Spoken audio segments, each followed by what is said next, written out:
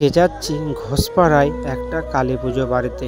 তো কালী পুজো বাড়িতে এসে দেখি সৌরভ মামা এখনও পুজো করছে এবং ওদিকে পুজো করছে আর আমি চলে আসলাম একদিকে রান্নার কাছে। এদিকে দেখতেই পাচ্ছ রান্না চলছে, একটা কড়াইয়ে পায়েস ও একটা কড়াইয়ে সবজি হচ্ছে এবং রান্না করতে করতেই আমার মন হলো টেবিল চেয়ারগুলোকে সাজিয়ে দিতে হবে।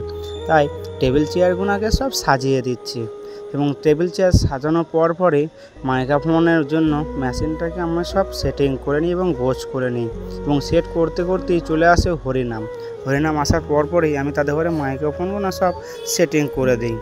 মাইক্রোফোনগুলো সেটিং করার পরে আমি ওদের ঘরে বলে নিই মাইক্রোফোনগুলো চেক দিয়ে নিতে এবং মাইক্রোফোনগুলো চেক দেওয়ার পরই হরিনামটাকে শুরু করে দিই।